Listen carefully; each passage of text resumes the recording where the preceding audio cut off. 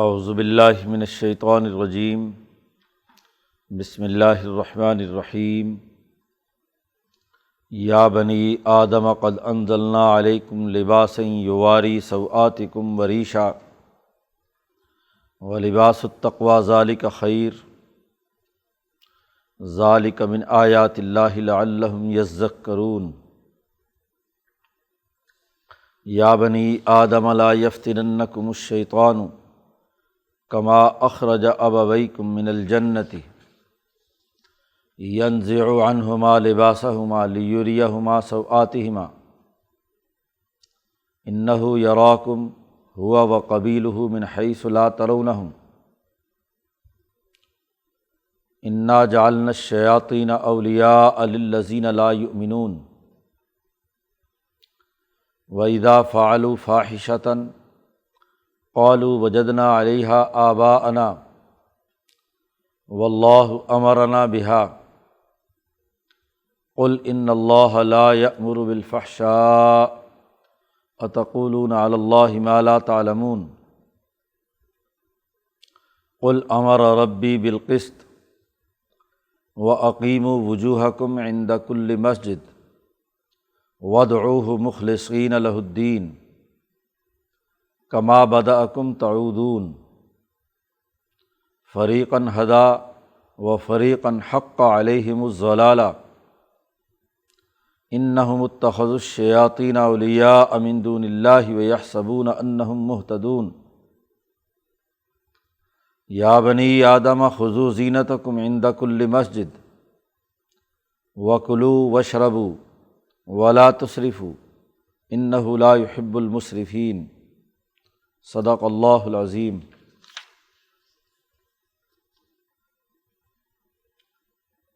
کل انسانیت کو پیغام دیا جا رہا ہے اس سورۃ مبارکہ میں، اور اس کے لیے نمونہ حضرت آدم علیہ السلام کی زندگی اور آپ کے واقعات ہیں۔ تمام انسانیت آدم کی اولاد ہے، تو آدم کی اولاد کو آدمیت سکھانے کے لیے آدم کے واقعات ہی بنیادی حیثیت رکھتے ہیں۔ تو پچھلے رکوع میں آدم سے متعلق جو بنیادی امور ہمارے سامنے آئے وہ یہ کہ ایک تو آدم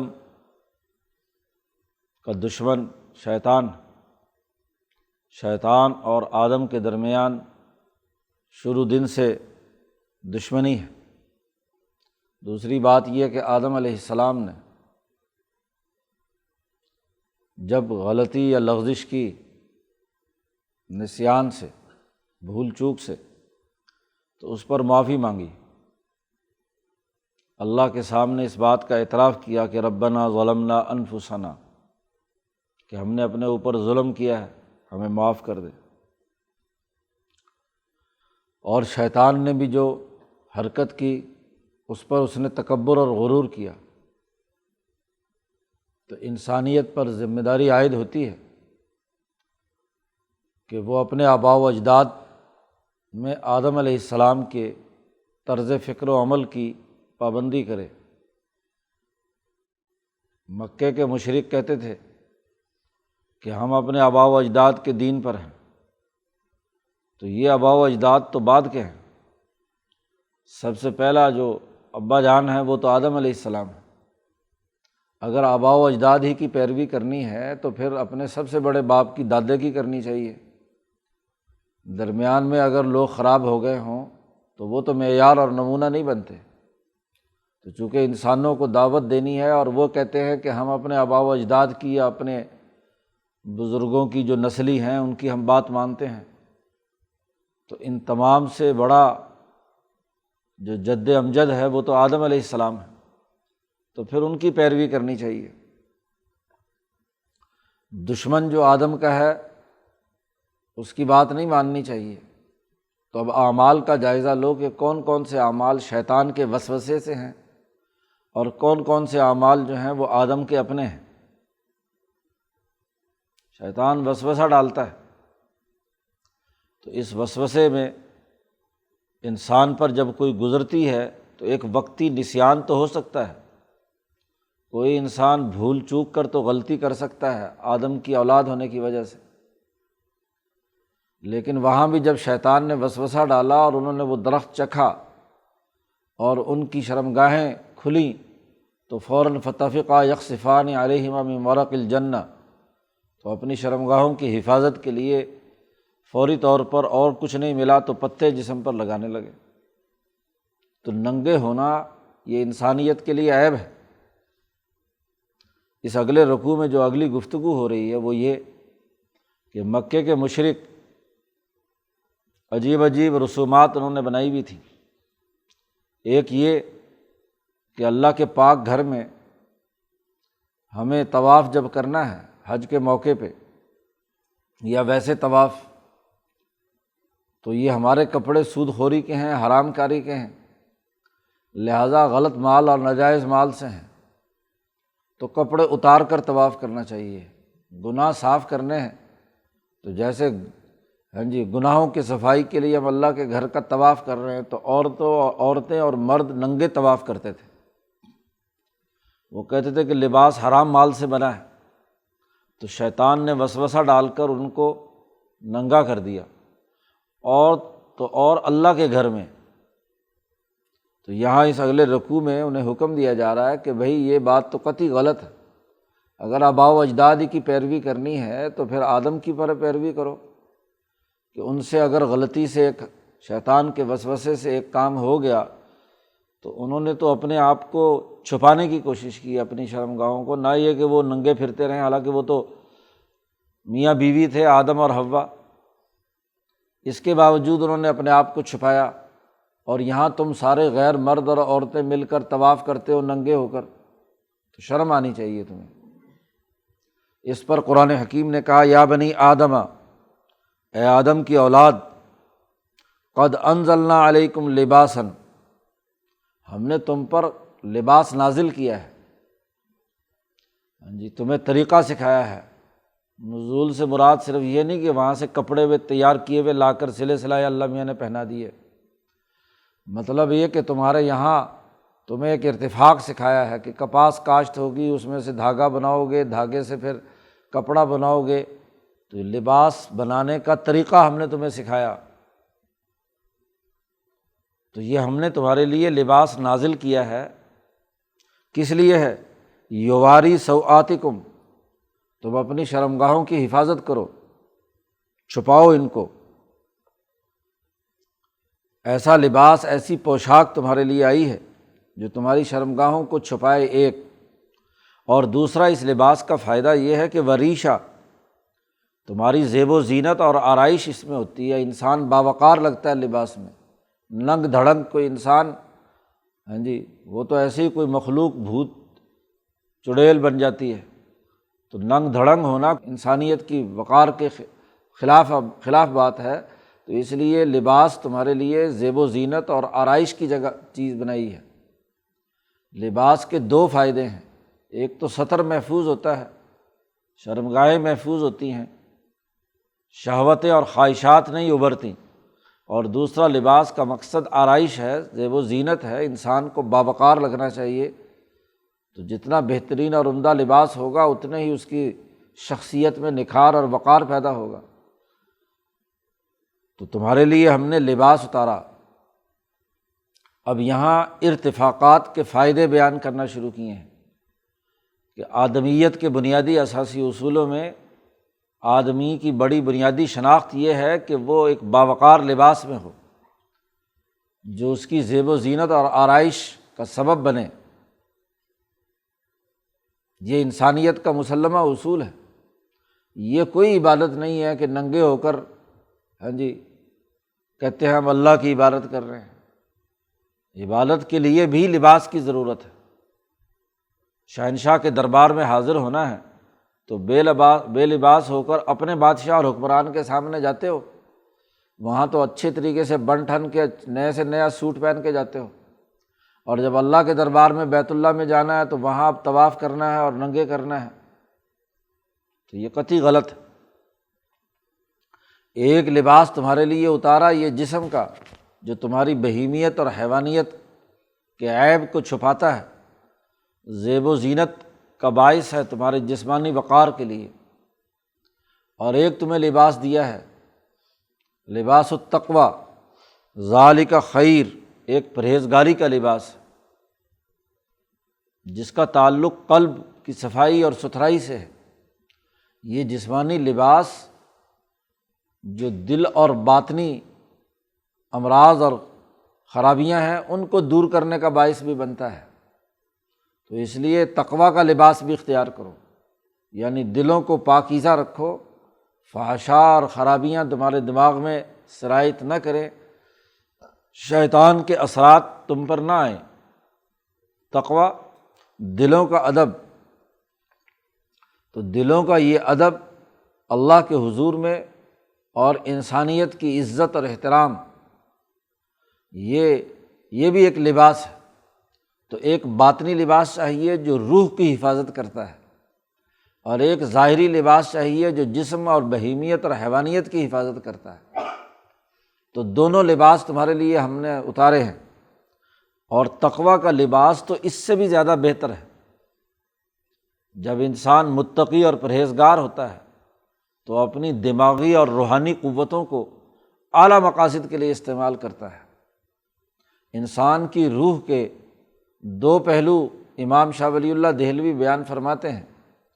ایک اس کی ملکیت، وہ پہلو جو ہے روح کو کھینچتا ہے بلندی کی طرف، عقل و شعور کی طرف، ارتفاقات عقلیہ اور ارتفاقات معاشیہ کو حل کرنے کے لیے نئے نئے طریقے سوچتا ہے، انسانیت کی ترقی اور کامیابی کے لیے زراعت، صنعت، تجارت، گرد و پیش کے حقائق اور اللہ کے ساتھ جڑنے کے حوالے سے طریقے سوچتا ہے، ارتفاقات عقلیہ اس کے سامنے آتے ہیں۔ ایسے ہی ارتفاقات معاشیہ کہ اپنی معاشی زندگی بسر کرنے کے لیے نت نئے طریقے ایجاد کرتا ہے۔ جب انسان کا یہ ذہن، شعور اور عقل بلندی کی طرف جاتا ہے تو اس رخ پر اپنا کام کرتا ہے۔ لیکن یہی دماغ ان اعلیٰ کاموں کو چھوڑ کر جب خواہشات اور جنسیت اور مرد اور عورت اور فاحشہ کے تعلقات یا شیطان کی اماجگاہ بن جاتا ہے اور لغو اور فضول چیزیں سوچنے لگ جاتا ہے، تو یہی جو ذہن کی صلاحیتیں ہیں وہ غلط جگہ پہ استعمال ہوتی ہیں، تو اس سے کوئی نیا اور مفید کام سر انجام نہیں پاتا، نہ وہ کسی عقلی مسئلے کا عقدہ حل کر سکتا ہے اور نہ ہی کسی معاشی مسئلے کے اندر کوئی بہتر ارتفاق یا نئی کوئی چیز ایجاد کر سکتا ہے۔ ایجادات کے لیے بھی پاکیزہ دماغ کا ہو کر یکسو ہونا بڑا ضروری ہے، اور وہ لباس تقویٰ کے بغیر نہیں ہو سکتا۔ اس لیے تقویٰ کا لباس زیادہ بہتر ہے، اس کے نتیجے میں ذہن زرخیز بنتا ہے، نئے نئے آئیڈیاز اس کے اندر آتے ہیں، انسانی سوسائٹی کی ترقی کے امور اور ارتفاقات کے لیے وہ کردار ادا کرتا ہے۔ تو ایک جسمانی لباس تمہارے لیے اتارا گیا ہے اور ایک تقویٰ کا لباس، اور تقویٰ کا لباس جسمانی لباس سے بھی زیادہ بہتر ہے۔ یہ تو صرف ظاہری جسم کو آرام اور سکون دیتا ہے اور حفاظت کرتا ہے، اور وہ دل و دماغ کی حفاظت کر کے دل و دماغ کو صحیح راستے پر ڈالتا ہے۔ ذالک من آیات اللہ، یہ اللہ کی نشانیوں میں سے ہے کہ تمہاری روح کے لیے بھی ایک لباس تقویٰ دیا، اور تمہارے جسم کے لیے بھی لباس اتارا جو تمہارے جسم کی حفاظت کرتا ہے۔ تو یہ اللہ کی نشانیاں ہیں، اور یہ اس لیے ہے لعلہم یذکرون، تاکہ تم نصیحت حاصل کرو، غور و فکر کرو کہ اس لباس کے کیا فائدے ہیں۔ گرمی سردی سے بچاؤ کا سبب بنتا ہے، سورج کی جو براہ راست شعاعیں جسم میں پڑتی ہیں وہ اس سے کیا محفوظ کرتا ہے، وغیرہ وغیرہ۔ تو جتنا غور و فکر کرو گے اپنے اس لباس اور اپنے اس وقار کے ساتھ رہنے کو، تو اتنے ہی تمہاری روحانی بالیدگی اور جسمانی توانائی محفوظ ہوگی اور ترقی کی طرف جائے گی۔ تو غور و فکر کرو، یہ ننگے ہو کر طواف کرنے کا کیا طریقہ ہے؟ یا بنی آدم، اے آدم کی اولاد، لا یفتننکم الشیطان، تمہیں شیطان فتنے میں مبتلا نہ کرے۔ اس سے بڑا فتنہ کیا ہے کہ تم ننگے ہو کر اللہ کے گھر میں طواف کر رہے ہو، اور ایسے فتنے میں نہ مبتلا کرے، نہ بہکائے جیسے تمہارے والدین کو کیا تھا۔ کما اخرج ابویکم، تمہارے باپ آدم اور ماں حوا کو جیسے وسوسہ ڈال کر جنت سے نکال دیا تھا۔ جنت اطمینان و سکون کی جگہ ہے، جو جسمانی راحت اور ذہنی اور دماغی راحت اور روحانی ترقی کا مقام تھا۔ تو اب اس ترقی کے مقام سے نکال دیا شیطان نے وسوسہ ڈال کر تمہارے ابا جان کو، والدین کو، ابویکم۔ ایسے تمہارے ساتھ نہ ہو، اس سے کیا ہے تنبیہ حاصل کرو۔ پچھلا جو واقعہ بیان کیا ہے وہ اسی لیے، ینزع عنہما لباسہما، شیطان نے وسوسہ ڈال کر ان دونوں کا لباس اتروا دیا تھا۔ جب شیطانی بات پر عمل کیا تو جسم بھی ننگے ہو گئے اور روح جو ہے اس کے اندر تقویٰ کا معاملہ ختم ہو گیا کہ اللہ کا حکم یاد نہیں رہا، غفلت پیدا ہو گئی۔ لیریہما سوآتہما، تاکہ وہ دونوں ایک دوسرے کی شرمگاہیں دیکھیں، تو شیطان نے ان کو ننگا کرا دیا، بے لباس بنا دیا۔ تو تم ایسے نہ کرنا، تمہارے باپ کو اور والدین کو تمہیں نکالا تھا، فتنے میں مبتلا کیا تھا۔ تو انسان سے غلطی ایک دفعہ ہوتی ہے، تجربہ کرنا تھا تو تجربہ ابا جان نے کر لیا، اماں نے کر لیا، تو اب تم فتنے میں مبتلا مت ہونا، شیطان کے بہکاوے میں مت آنا۔ تو شیطان کو اپنا دشمن سمجھنا، اور خاص طور پر یہ تمہارا دشمن ایسا ہے یا کہ وہ اور اس کا پورا قبیلہ تمہیں دیکھتا ہے، تم اسے نہیں دیکھ سکتے۔ جن ہے، تمہاری نظروں سے وہ اوجھل ہے۔ انہ یراکم ہوا وقبیلہ من حیث لا ترونہم، وہ تمہیں دیکھتا ہے، شیطان بھی تمہیں دیکھتا ہے اور اس کا قبیلہ بھی دیکھتا ہے۔ اب قبیلہ کو عطف کرنا تھا پیچھے یرا کی ضمیر پر، تو ہوا ضمیر منفصل نکال کر لائے۔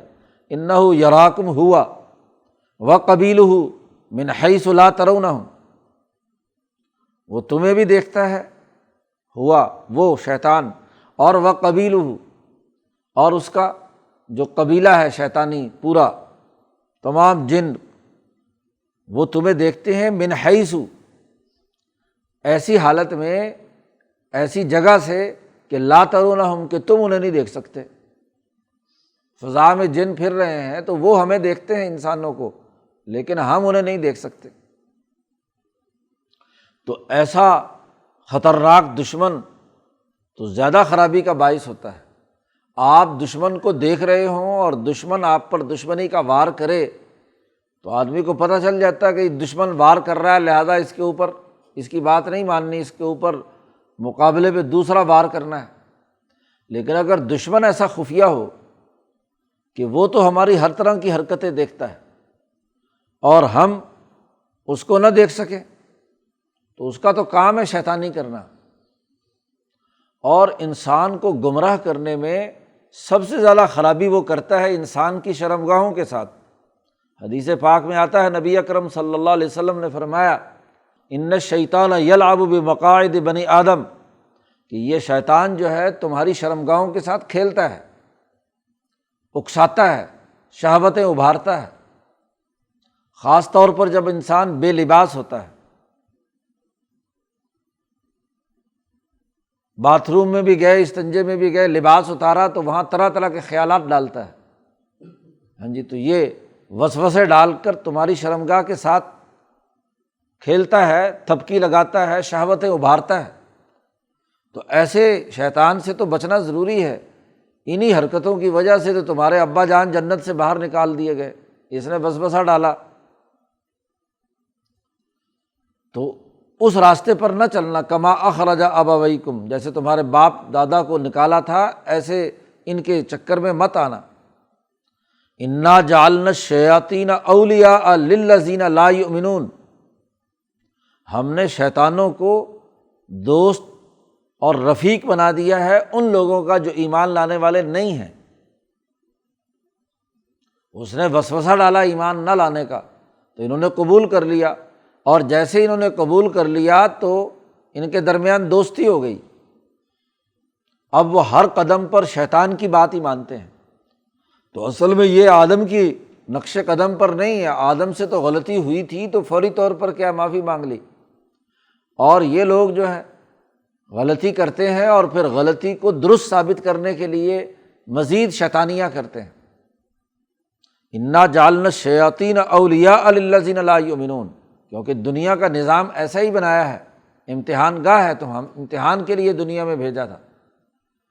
جنت سے جب اتارا گیا تو کہا اہبطوا جاؤ، اور تم آپس میں ایک دوسرے کے دشمن ہو گئے۔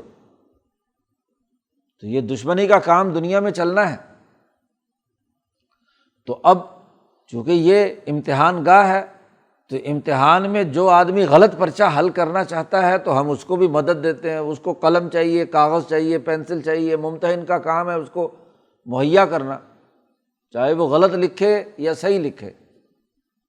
تو اگر کوئی آدمی غلطی کے راستے پر چلتا ہے تو پھر ہم اس کے لیے جعلنا، ہم شیطان ہی کو اس کا یار بنا دیتے ہیں کہ چل بھائی تو اپنی مرضی سے کرنا چاہتا ہے تو چل شیطان کے نقش قدم پر۔ اگر اللہ نے ہی روکنا ہو تو پھر سارے کے سارے لو شاء اللہ لہداکم اجمعین، اللہ تعالیٰ چاہے تو سارے ہدایت یافتہ بن جائیں، تو وہ پھر امتحان ختم ہو جائے گا۔ یہ مطلب ہے یہاں جعلنا الشیاطین، یہ نہیں کہ اللہ میاں نے شروع سے ہی پیدائشی طور پر تمہارے لیے باقاعدہ شیطان کا اور تمہاری دوستی لگا دی، تو پھر امتحان کیا ہوا؟ تمہارے عمل سے، تمہارے کسب سے یہ شیطان تمہارے ساتھ وابستہ ہوا ہے۔ وَإِذَا فَعَلُوا فَاحِشَةً، اور جب یہ کوئی غلط حرکت کرتے ہیں، مثلا ننگے ہو کر طواف کرتے تھے خانہ کعبہ کا، تو قالوا کہتے ہیں وجدنا علیہا آباءنا، ہم اپنے آباء و اجداد کو ایسے ہی کرتے دیکھا ہے کہ وہ لوگ ننگے طواف کرتے تھے تو ہم بھی کرتے ہیں۔ اور دوسرا الزام یہ لگاتے ہیں کہ واللہ امرنا بہا، اور اللہ نے بھی ہمیں اس بات کا حکم دیا ہے کہ ہم ایسے کریں، کیونکہ لباس کا تو پتہ نہیں، وہ دنیا کا لباس ہے، اس میں گندگی ہے، فلاں ہے اور پتہ نہیں حرام مال سے بنا ہوا ہے، لہٰذا اس کو اتار کر ہی طواف کرنا چاہیے۔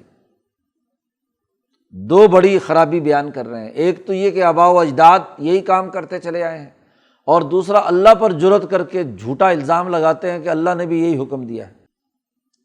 اے محمد صلی اللہ علیہ وسلم آپ کہہ دیجئے ان سے، ان اللہ لا یأمر بالفحشاء، پہلی بڑی بنیادی سی بات یہ ہے کہ اللہ میاں فحاشی کے اور برے کاموں کا حکم نہیں دیتا۔ یہ سراسر اللہ پر جھوٹا الزام ہے کہ اللہ نے یہ حکم دیا ہے کہ لباس اتار کر طواف کیا کرو، اللہ ایسے برائی کے کاموں کا حکم نہیں دیتا۔ اتقولون علی اللہ ما لا تعلمون، کیا تم اللہ پر ایسی بات کہتے ہو جو تمہیں معلوم نہیں ہے؟ جھوٹا الزام، اور وہ بھی اللہ پر بغیر کسی علم کے، ایسی بات کہتے ہو تم۔ قل، آپ ان سے کہہ دیجئے، ہمارا ربی بالقسط، میرا رب تو حکم دیتا ہے عدل و انصاف کا، عدل اور توازن قائم کرنا، ترازو کے دونوں پلڑوں کو برابر رکھنا، اس کا حکم دیتا ہے۔ نہ روحانیت کے نام پر ننگے ہو کر روحانیت کی کسی منزل کو طے کرنے کا دعویٰ کیا جائے، نہ وہ، اور نہ ہی جسم کے تقاضوں کو چھوڑ کر جسم کو بے حیائی کے راستے پر ڈالنے کا حکم دیتا ہے۔ وہ تو ملکیت اور بہیمیت کے درمیان توازن، انسانوں کے درمیان عدل و انصاف، کہ لباس ظاہری بھی ضروری، خذوا زینتکم عند کل مسجد، اپنے زیب و زینت کے لباس کو ہر نماز کے وقت اپنے پیش نظر رکھو، اللہ اس کا حکم دیتا ہے، اور لباس تقویٰ کا بھی حکم دیتا ہے۔ دین کی تمام تر تعلیمات عدل و انصاف، توازن و اعتدال پر مبنی ہے۔ وہ انتہا پسندی نہیں ہے کہ جسمانی یا حیوانی تقاضوں کی انتہا پسندی ہو یا روحانیت کے نام پر دوسری انتہا ہو، وہ تو عدل و انصاف کا حکم دیتا ہے میرا پروردگار۔ اس لیے وَأَقِیمُوا وُجُوهَکُمْ عِنْدَ كُلِّ مَسْجِدٍ، اپنے چہروں کو ہر نماز ہر عبادت کے وقت اپنے چہروں کو درست کر لو، سیدھا کر لو، یعنی اپنے جسم کو بھی ہر عبادت کے وقت مہذب زیب و زینت والی لباس پہن کر وقار کے ساتھ کھڑے ہو، اور اسی کے ساتھ ساتھ جو روحانی اور قلبی توجہ ہے وہ بھی اخلاص کے ساتھ ہو۔ وَادْعُوهُ مُخْلِصِينَ لَهُ الدِّينَ، باطنی اخلاص، اللہ کو پکارنے کا عمل پورے انتہائی خلوص کے ساتھ، جس سے باطن کی اصلاح ہوتی ہے، اسے اختیار کرو، پکارو اللہ کو مخلصین لہ الدین، دین میں بالکل خالص ہوتے ہوئے۔ گویا کہ جسم کو بھی درست کرنے کا حکم دیتا ہے کہ تمام اعضاء اور نشیب و فراز جسم کے وہ بالکل درست ہوں اور اللہ کی طرف متوجہ ہو، اور دوسرا یہ کہ اخلاص کے ساتھ یہ کرو۔ تو باطنی اور جسمانی، روحانی اور ظاہری دونوں چیزیں درست کرو۔ اقیموا کما بدأکم تعودون، یاد رکھو جیسے تمہیں ابتداءً پیدا کیا گیا ہے ایسے ہی تعودون، دوبارہ تمہیں پیدا کیا جائے گا۔ موت کے بعد قیامت جب آئے گی تو تم تمام کو اسی طرح پیدا کیا جائے گا۔ کما بدأکم تعودون، جیسے تم کو پہلے پیدا کیا، بدأکم تمہاری ابتدا ہوئی، تعودون دوسری بار بھی پیدا ہوگے۔ فریقاً ہدا و فریقاً حق علیہم الضلالہ، اور جب دوبارہ پیدا ہوگے تو کچھ ایسی جماعت ہوگی جس کو اللہ نے ہدایت دی ہوگی اور وہ ہدایت کے راستے پر ہوگی، اور ایک جماعت وہ ہوگی کہ جو حق علیہم الضلالہ، ان پر گمراہی ثابت ہو چکی ہوگی، ان کے اپنے اعمال اور کسب سے ان کے اندر خرابی پیدا ہو کر گمراہی مقرر ہو چکی ہوگی اور اس کی سزا انہیں ملے گی۔ یہ وہ لوگ ہیں انہم اتخذوا الشیاطین اولیاء من دون اللہ، یہ وہ لوگ ہیں جنہوں نے شیطان کو اپنا دوست بنایا اللہ کو چھوڑ کر۔ وَيَحْسَبُونَ أَنَّهُمْ مُهْتَدُونَ، اور وہ یہ سمجھتے ہیں کہ وہ ہدایت یافتہ ہیں۔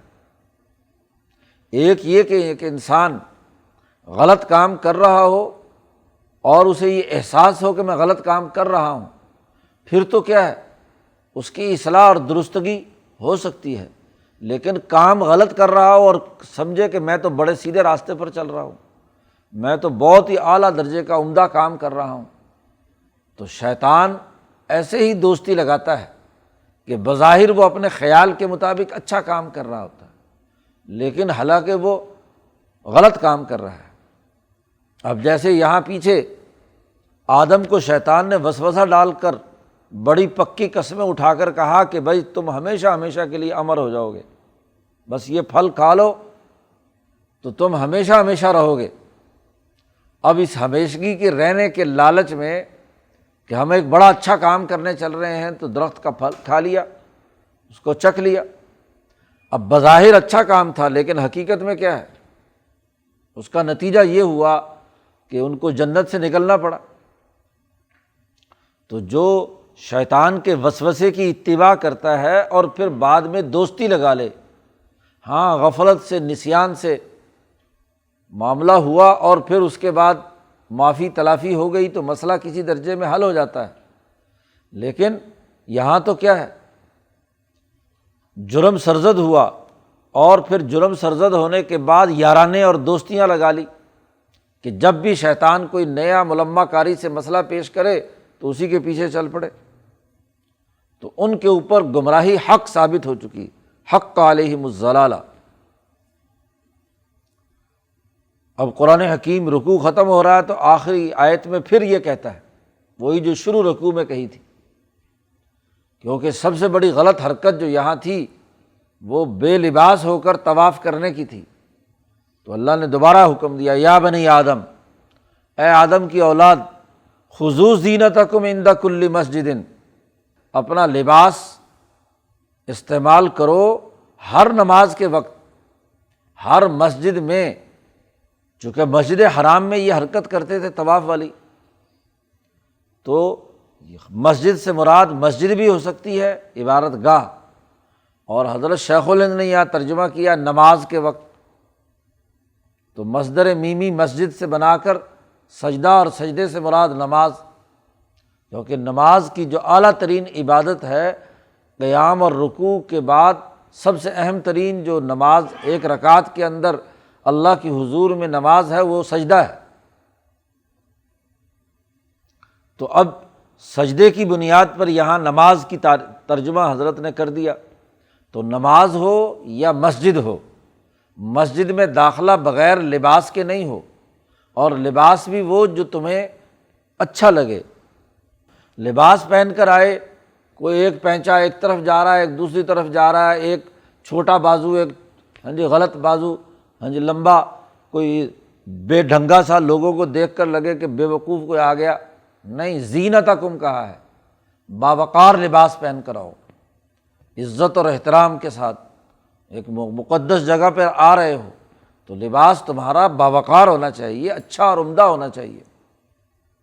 عجیب بات ہے، آج مسلمان دفتر میں جائیں سرکاری جگہ پہ تو نیا لباس اور بڑا شاندار پہن کر جاتے ہیں، اور مسجد میں آئے تو وہ پھٹے پرانے کپڑے پہن کے آ جاتے ہیں کہ جی چلو کوئی نہیں، نماز ہی پڑھنے جانا ہے نا، تو جیسا کیسا پرانا بوسیدہ کوئی پڑا ہوا ہے اسے پہن کر۔ اللہ نے کہا نہیں، زینتکم، جو انسانوں کے سامنے وقار کا لباس پہن کر جاتے ہو اپنے خیال کے مطابق بڑا عمدہ، اس کے ساتھ ہی اللہ کے حضور میں ویسا ہی لباس پہن کر آؤ۔ باہر جائیں گے تو وہاں اگر کوئی ٹوپی شوپی رکھنی ہو تو بڑی اچھی قسم کی ہوگی، مسجد میں آئیں گے وہ تنکوں کی بنی ہوئی ٹوٹی پھوٹی کی پلاسٹک کی سر پہ رکھ کے نماز پڑھنا شروع کر دیں جی۔ تو کم از کم دربار کا پروٹوکول تو سامنے رہنا چاہیے، شہنشاہ مطلق کے دربار میں نماز پڑھنے کے لیے جا رہے ہیں اور ایسا ہی پھٹا پرانا یا کوئی بوسیدہ سا لباس پہن کر پہنچ جاتے ہیں جی۔ اس لیے کہا خذوا زینتکم، امر ہے، حکم کہ اپنا زینت والا لباس، بہترین لباس پہن کر آؤ مسجد میں، عند کل مسجد۔ پہلی بات تو یہ کہ اپنی شرمگاہوں کی حفاظت کرو اور پورے لباس میں اور زیب و زینت کے ساتھ تیار ہو کر مسجد میں آؤ جی۔ اس لیے حضور صلی اللہ علیہ وسلم نے فرمایا کہ جس آدمی کی داڑھی ہے، جس آدمی نے سر کے بال رکھے ہوئے ہیں تو وہ کنگھی کر کے آئے، تیل لگا کر آئے، خوشبو لگا کر آئے۔ داڑھی کا حق ہے کہ اس کو باقاعدہ بنا سنوار کر رکھے، کوئی ادھر بال نکل رہے ہیں کوئی ادھر نکلے ہیں، اس کو دیکھ کر لوگ داڑھی رکھیں گے یا داڑھی سے نفرت کریں گے۔ ایسے کسی نے بال رکھے ہوئے ہیں جیسے عربوں کا رواج تھا، پورے بال رکھتے تھے، تو ان تمام کو کیا ہے، اس کو کوئی تیل لگاؤ، اس کو کیا ہے کنگھی کرو آئینہ دیکھو، اپنے چہرے کو خود دیکھو کہ تم صاف ستھرے ہو کر آ رہے ہو یا ایسے ہی چہرہ بگڑا ہوا ہے، کہیں ادھر کالک لگی ہوئی ہے ادھر کچھ اور خرابی ہوئی ہوئی ہے۔ تو آئینہ دیکھنا سنت اسی لیے قرار دیا، سرما ڈالنا، تیل لگانا، کنگھی کرنا، تو یہ تمام چیزیں اسی لیے کہ خذوا زینتکم عند کل مسجد، ہر مسجد میں ہر نماز کے وقت، اپنے کل مسجد کہا ہے ہر نماز کے لیے، 5 وقت آدمی کو اپنی زینت اور اپنی آرائش کا استعمال، ایک ہے بے جا استعمال، تعیش کے اندر مبتلا ہو جائے وہ نہیں، سادگی سے جیسے ایک باوقار انسان کی حالت ہوتی ہے اس کے مطابق۔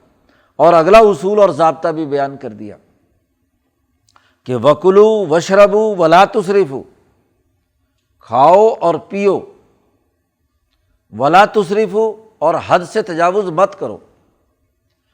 یہ عرب لوگ مشرکین مکہ ویسے تو سارے سال سارے حرکتیں کرتے تھے، اب جب حج کا موسم آتا تو وہاں ان کے ہاں سب سے بڑی عبادت اور نیکی یہ سمجھی جاتی تھی کہ اس حج کے موسم میں بالکل کھانا نہیں چاہیے، فاقے کرتے تھے، اس سے کمزوری ہو جاتی، طواف پورا نہ ہوتا۔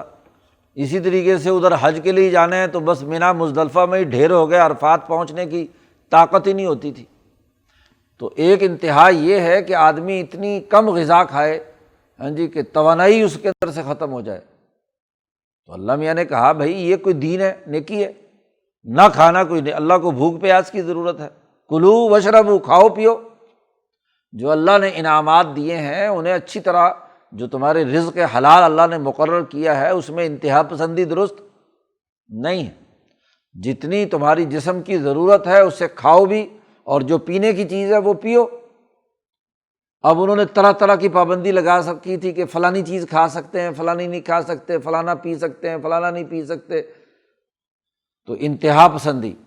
اور یا دوسری طرف کھانے والے وہ تھے کہ بس کھانے لگے ہیں تو پھر پیٹ کھول کر بیٹھ گئے، پیٹو صاحب روٹیوں کی روٹیاں اڑا گئے، پینے لگے ہیں تو پورے کے پورے مٹکے چڑھا لیے، تو یہ دوسری انتہا ہے۔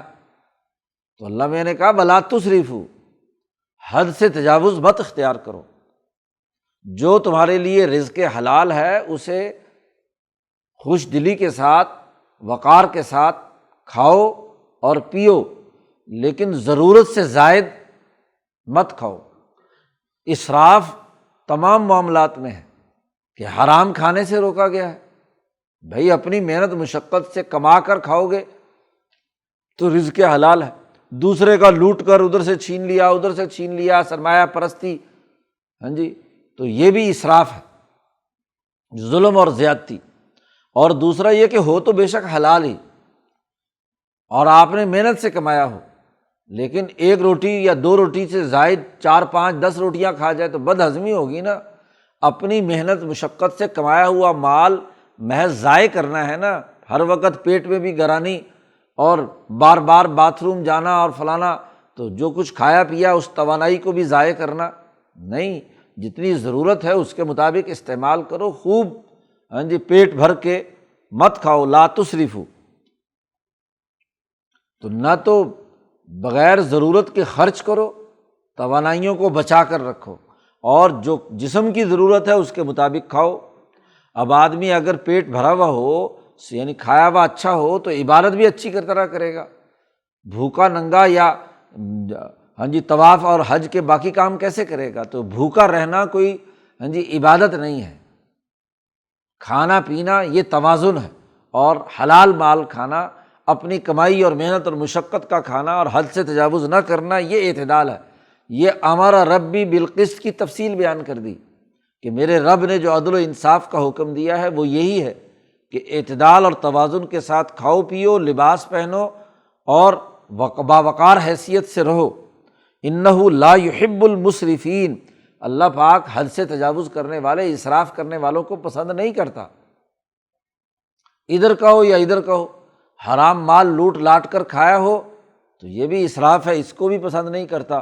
اور اگر رزق حلال بھی ہو لیکن آپ کا اپنا کمایا ہوا بھی ہو، لیکن حد سے تجاوز کر جاؤ کہ ایک کی جگہ پہ 10 روٹیاں کھا لی، یا پانی 1 گلاس کی ضرورت ہے 10 گلاس پی لیے، تو یہ تمہارے اپنے لیے نقصان دہ ہے۔ جب زیادہ کثرت عقل وہ زیادہ شہوت کو بھڑکاتی ہے، جی خواہشات کو بھڑکاتی ہے، تو اس کو کنٹرول کرنا بھی لازمی اور ضروری ہے۔ وہ تبھی ہوگا جب اعتدال اور ضرورت کے مطابق کھانا کھاؤ گے۔ زیادہ کھاؤ گے تو شہوتیں بھڑکیں گی، کم کھاؤ گے تو کمزوری ہوگی جو تمہارے لیے کیا ہے، عبادت وغیرہ اور باقی اعمال کرنے میں دقت کا باعث ہوگی۔ اس لیے اعتدال اور توازن کے ساتھ کھاؤ پیو اور اسراف نہ کرو۔ یہ طب کا بنیادی اساسی اصول بیان کر دیا کہ ہر چیز کھاؤ لیکن اعتدال کے ساتھ کھاؤ۔ ہر چیز جو پینے کی اللہ نے تمہارے لیے حلال کی ہے وہ پیو، لیکن اعتدال کے ساتھ، اسراف مت کرو۔ تو ایسا آدمی کبھی بیمار نہیں پڑتا، صحت مند رہتا ہے۔ جب ضرورت سے زائد کھاتا ہے یا ڈائٹنگ کے نام پر خوراک ختم کر دیتا ہے، کم کر دیتا ہے، تو دونوں صورتوں میں دماغی توازن بگڑ جاتا ہے، جسمانی توازن بگڑ جاتا ہے۔ تو دونوں طرف کی انتہا پسندی اختیار کرنے کی اجازت نہیں ہے۔ تو عدل و انصاف اور توازن کے ساتھ باوقار طریقے سے لباس بھی پہنو، اور اپنی معاشی زندگی کے جو کھانے پینے کی چیزیں ان میں بھی اعتدال پیدا کرو۔ تو اس رکوع میں انسانیت کی بنیاد پر جو انسانوں کے وقار اور عزت و احترام اور ان کے رزق کے حوالے سے، اور خاص طور پر عدل و انصاف کے حوالے سے ایک بنیادی حکم یہاں بیان کر دیا گیا۔ تو انسانیت، کل انسانیت کو مخاطب کرنا ہے، اور انسانیت کے جو انسانی معاملات ہیں ان کو دین کی اعتدال اور توازن کی تعلیمات کے تناظر میں اس رکوع میں پیش کیا گیا ہے۔ اللہ تعالی ہمیں قرآن حکیم کو سمجھنے اور اس پر عمل کرنے کی توفیق عطا فرمائے۔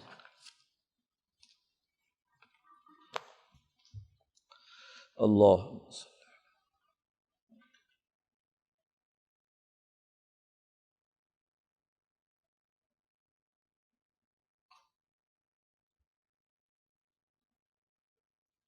اجمعین۔